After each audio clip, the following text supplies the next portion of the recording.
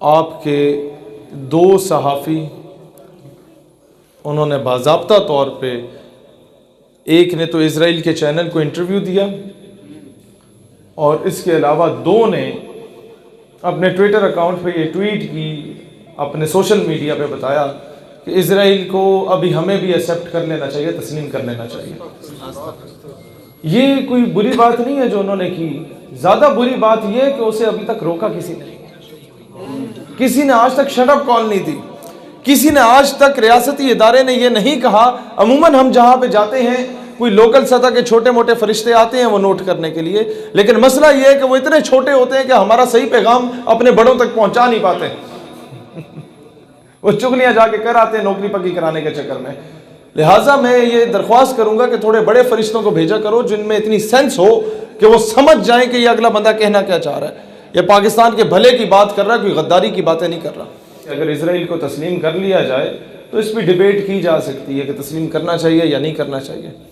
जब किसी चीज़ में या आ जाता है ना कि मानो या ना मानो, इसका मतलब है फितने की जड़ पैदा हो चुकी है, वो बीज बो दिया गया। वक्त यूएई से सैकड़ों पाकिस्तानियों को पाकिस्तान वापस भेज दिया गया है। सऊदी अरब से आपका अकामा महंगा कर दिया गया, लोग 90% ने अपनी फैमिलीज़ को वापस भेज दिया, बाकी खुद भी वापस आ रहे हैं और हीले बहानों से वो आपको वापस भेज रहे हैं। उन्हें आपसे सस्ती लेबर जो है वो बांग्लादेश से मिल जाएगी, आपसे ज़्यादा सस्ती लेबर उन्हें इंडिया से मिल जाएगी। और ये सारा कुछ क्यों किया जा रहा है? ये वो इंटरनेशनल प्रेशर है जो आप पे एग्जर्ट किया जा रहा है कि अगर आप इजराइल को तस्लीम कर लेंगे तो हालात बेहतर हो जाएंगे, अदरवाइज नहीं। यूएई ने एक्सेप्ट कर लिया इजराइल को।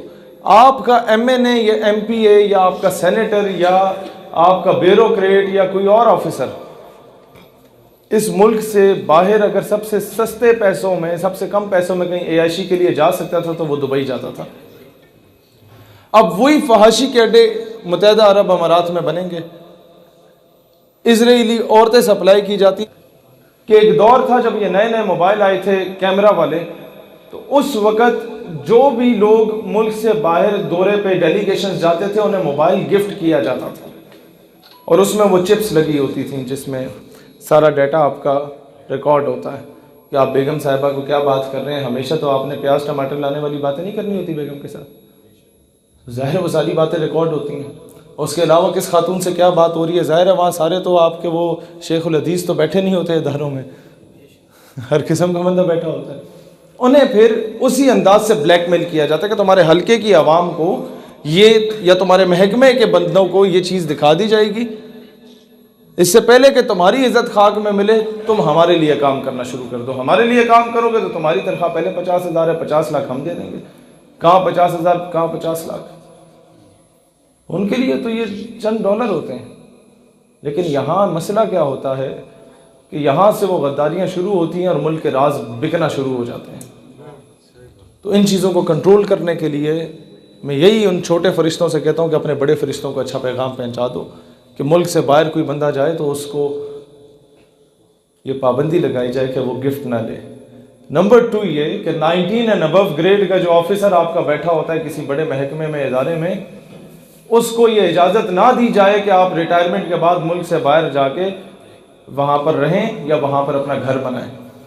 मसला ये होता है, या आपके बच्चे, मुझे ये बताएं, आपके बच्चे एक ऐसे शख्स के घर में जाके तालीम हासिल कर रहे हो जिसको आपने इरादा किया हुआ कि मैं इसे कत्ल करूँगा, दिल से आप उसे बुरा मानते हैं, क्या आप तब तक उसे कत्ल कर सकते हैं जब तक आपके बच्चे उसके घर में पढ़ रहे हो? वो ज़िबा ना करते आपके बच्चों को? तो या तो फिर हमारे हुकामे बाला अमेरिका को अपना दुश्मन नहीं मानते, अगर मानते तो इनके बच्चे वहां ना पढ़ रहे होते। आप समझ रहे हैं इस चीज को? या तो ये अमेरिका को अपना दुश्मन ना मानते। बरतानिया, हमने आजादी हिंदुस्तान से नहीं ली, हमने तो अंग्रेजों से आजादी ली। ये हिंदू बनिया तो कुछ अरसे के लिए हम पे काबिज था, काबिज तो अंग्रेज हुआ था, हिंदू तो उसके जूते पॉलिश करता था। जब आपके बच्चे ये गोलू मोलू, ये गोंगले जो बैठे हुए हैं दो जो अपनी दादी नानी के जनाजे पे आने को तैयार नहीं होते, जब वो बरतानिया में बैठे हुए हैं तो क्या आपका साबिक वज़ीर आज़म साहब क्या बरतानिया के ख़िलाफ़ चूं चरा कर सकते हैं? नहीं कर सकते, नहीं कर सकते। आपके मौजूदा वज़ीर आज़म साहब, उनके बच्चे कहाँ बैठे हुए हैं? मुल्क से बाहर बैठे हुए हैं, कभी बरतानिया कभी अमेरिका।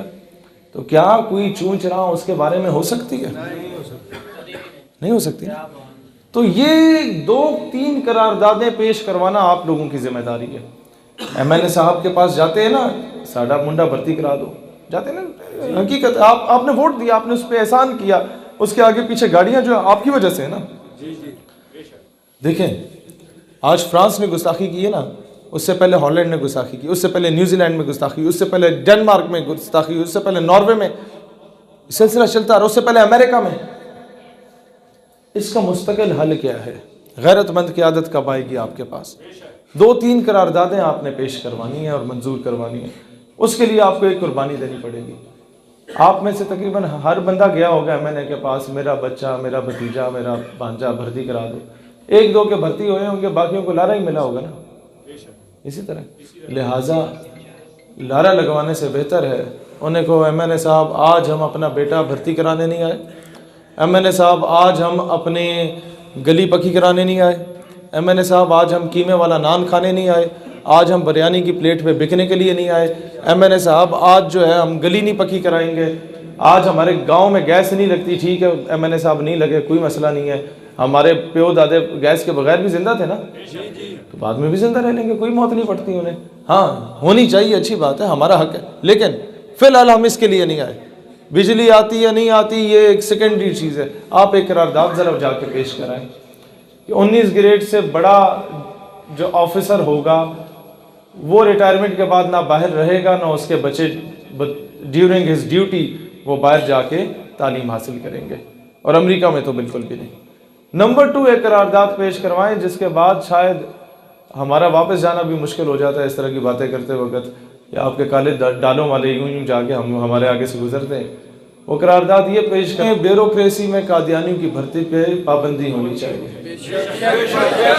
आपके सारे जो मुल्क से ये जिस तरीके से घुसे हुए हैं ना आपके, देखें मैं अक्सर लोगों को क्यों कहता हूँ, अभी मैं जहाँ वो अंकल के पास बैठा हुआ था, क्या बात होती थी कि अपने बच्चों की अच्छी तरबियत करके उन्हें महकमों में, इदारों में भेजें। मैंने 22 नवंबर को पिंडी में जलसा किया हमारे नौजवानों ने, तो मैंने एक बड़ी ओपनली बात की थी, उसके बाद हमें बड़ा कुछ सुनने को मिला। मैंने कहा अपने बच्चों को IAS भी कराएं, CSS कराएं, उन्हें महकमों में, इदारों में भेजें, फौज में भेजें, ताकि 20 साल के बाद जब वो किसी मकाम पे पहुंचे तो किसी अच्छे सियासतदान को इलेक्ट करके लाएं। तो सारे हंस पड़े कि नहीं यार ये आपके, मैंने कहा सच है। और ये सिर्फ ये कोई बुरी बात नहीं है, ये हर मुल्क की एजेंसी की जिम्मेदारी होती है कि वो अच्छी क़यादत लेके आए, लेकिन अगर कोई बंदे का पुत्र बैठा हो तो उसे लेके आए ना। मेन पॉलिटिकल पार्टीज में कोई चेहरा है ही नहीं, तो वो जो सबसे कम बुरा होता है उसे उठा के वहां पर ले आते हैं। अब सूरत हाल क्या है, ये 2 करारदादें होगी, आप समझ रहे हैं इस चीज को। तीसरी एक चीज, एक लेटर हम लोगों ने निकलवाना है तमाम फोर्सेस के चीफ से और वजीर आजम से और चीफ सेक्रेटरी और प्रिंसिपल सेक्रेटरी, जितने जिसके अंदर सारे ब्यूरोक्रेट, फौजी अफसर, ये चीज़ें कुछ आप लोगों में से लोगों को नहीं लग रही होंगी कि पता नहीं की गला कर रहे हैं, असी सोच रहे साने सानू आके बाकी ये सुनाएगा। बाकी ये सुनाने वाला दौर गया कि पीर साहब ने फुक मारी सी तो 6 जिन उड़ गए सन। नहीं नहीं नहीं, नहीं। अब लोग हमसे पूछते हैं भाईजान पीर साहब ने तो फुक मारी सी तो जिन उड़ गए सन, तुसा की कीता है। तो हम जो ये पैगाम मसला वो आपको देने आए हैं वो ये है कि ये करारदाद आपने पास करवानी है कि आपके आला इदारों में कोई भी शख्स वुमनाइजिंग में औरत के साथ या शराब पीता हुआ पकड़ा गया तो उसको फिल फौर उस ओहदे से बरतरफ किया जाएगा। मैं आपको एक वजह बताता हूँ। मुल्क में करप्शन और बुज़दिली के सबसे बड़ी वजह क्या है? एक ऑफिसर की जो तनख्वाह होती है वो किसी भी महकमे का हो, इदारे का हो, वो शुरू होती है 17वें ग्रेड का है तो 40-45 हज़ार से 50 हज़ार से, वो 22वें ग्रेड तक पहुंचेगा ना तो अक्सरियत की तनख्वाह 2 लाख 2.5 लाख होती है बस। और कहेंगे 2 लाख 2.5 लाख बड़ी शायद होती है, कुछ भी नहीं होता। मैं आपको बताता हूँ, जो अक्सर अफसरान हैं वो 18वें 19वें ग्रेड तक मुश्किल से मर मर के पहुंचते हैं। अब उनकी तनख्वाह जो होती है वो 1,00,000 1.5 लाख होती है। अब उनके 3 बच्चे होते हैं जो यूनिवर्सिटी में पढ़ते हैं, जिनकी 6 महीने का एक सेमेस्टर होता है, जिसकी फीस होती है 1.25 लाख। और बेगम को जो उन्होंने कपड़े लेके देने होते हैं वो अलग होते हैं, बच्चों की पार्टियां, उनके स्कूल का खर्चा वो अलग होता है, बच्चों को 3 बच्चे हैं तो तीनों की अलग गाड़ियां होंगी, उनका खर्चा अलग होता है। घर में 4 एसी लगे होते हैं, एक अपने कमरे में, 3 बच्चों के अलग अलग कमरों में, उनका खर्चा अलग होता है। 30-40 हज़ार बिजली का बिल आता है। और ये आता है, हर सूरत आता है, क्योंकि हम उस सिस्टम में पले बढ़े हैं। तो ये जो वुमेनाइजिंग में, जो ये गलतकारियों में, जो ये बदकारियों में जो औरत के साथ जाके पैसा लगा के लाते हैं, तो ये औरत भी अपने टाइप की लाते हैं जनाब अली। ये 30-40 हज़ार एक रात का खर्चा करते हैं, एक ऐसी जगह पे लेके जाते हैं जो सिक्योरिटी पॉइंट ऑफ व्यू से क्लियर हो, जहां पर छापा ना पड़ता हो, वो फार्म हाउस बुक कराने पड़ते हैं। और जब इन्हें इन चीज़ों की लत लग जाती है तो आप सिर्फ ये देखें, 40 हज़ार मल्टीप्लाई पे 5-6 करें ना महीने में, 5-6 बार ही अगर इन्होंने उल्टी हरकत करनी है तो 3-4 लाख का तो ये इन्हें डज पड़ता है। और फिर जो शराब की महफिल ये सजाते हैं, ये अकेले नहीं होते, इनके साथ सारे इनके कोर्समेट्स बैठे होते हैं। और शराब भी वो 150 रुपये वाली नहीं होती, वो ठीक ठाक महंगी होती है। तो ये 5-7 लाख का जो माहाना बजट होता है, ये कहाँ से आता है? तनख्वाह तो 1.5 लाख है भाईजान। ये बजट आता है, आप जो ये नहीं देखते कि जी 2 अरब रुपए रोड का जो ठेका मिल गया है, होता है ना, और सड़क अगले साल दोबारा टूटी भी होती है, 200 करोड़ रुपए का खर्चा आया होता है। ये पैसे मारते हैं वहां ठेकेदारी के, फिर ये पैसे मारते हैं नॉन कस्टम गाड़ियों के, फिर ये पैसे वहां से काबू करते हैं जो ये ड्रग डीलिंग होती है, जो अफीम, हेरोइन और ये हर किस्म की गलत आपके वो नशे होते हैं, नशावर चीजें, उनकी इंपोर्ट एक्सपोर्ट में। और एंड पे जब हराम की लत लग जाती है ना, तो फिर ये मुल्क के राज बेचते हैं। और उसके बाद जाके अपना कोई मुलव्विस ना होता तो डॉक्टर आफिया सिद्दीकी अमेरिका की जरूरत नहीं थी कि कराची से इस्लामाबाद के रास्ते में उठा के लेके जाता। अपना कोई बिका हुआ ना होता तो रेमन डेविस ने बाहर नहीं जाना था। अपना कोई बुज़दिल ना होता तो कर्नल जोसेफ ने रात की तारीकी में मुल्क से बाहर नहीं जाना था।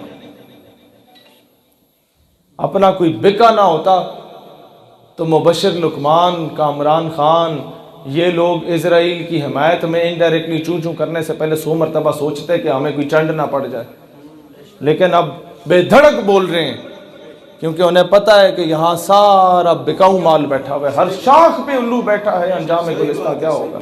मैं किस मुंह से आके आपको वो वाक़या सुनाऊं कि इन जो है सी थे, उन जो नहीं होया सी। आज क्या हो रहा है? आने वाली नस्लें ये कहेंगी कि हमारे प्यो दादे जो थे वो किससे सुनाते थे, लेकिन प्यो दादों ने खुद क्या किया है, उसके दौर में क्या हो रहा था, वो कुछ नहीं कर रहे थे।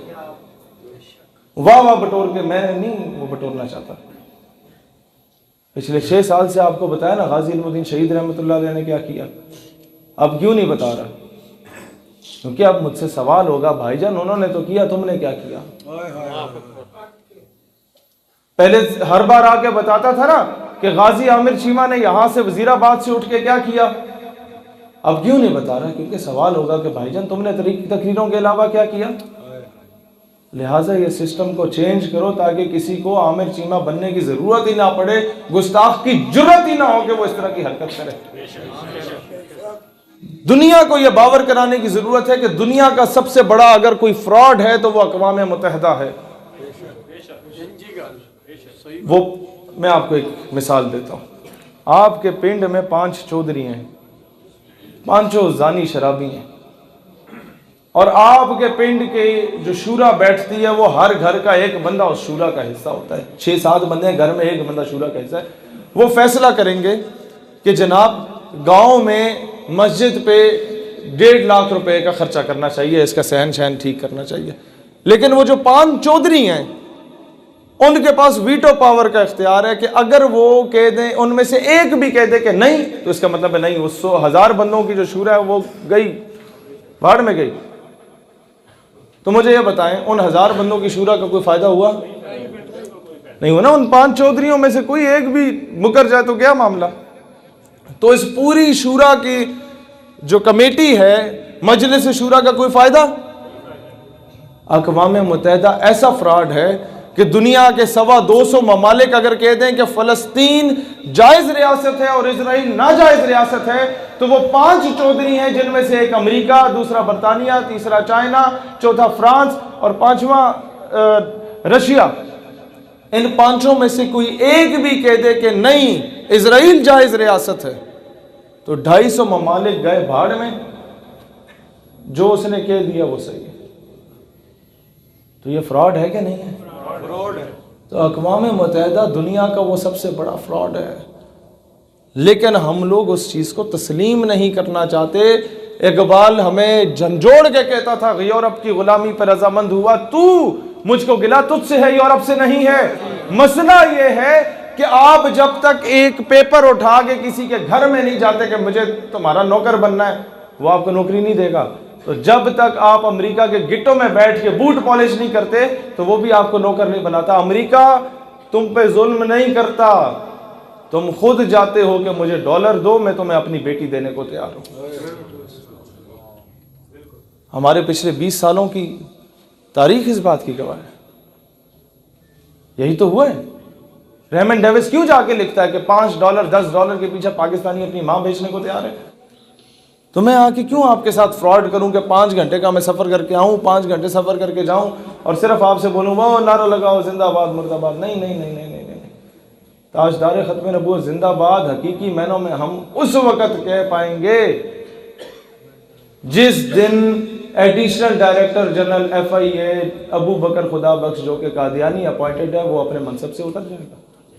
आप मुझे सच बताएं, आप में से कितनों को पता था ये बात? नहीं पता था ना। तो यह हमारे सिस्टम की नालायकी है कि हमने अपने लोगों को नहीं बताया। इस मुल्क के 99% लोगों को नहीं पता, जिन्हें पता है वो भी हमारे नौजवानों की वजह से पता चला। दोस्तान ज़ी वक़ार, इस सिस्टम पे काम करें।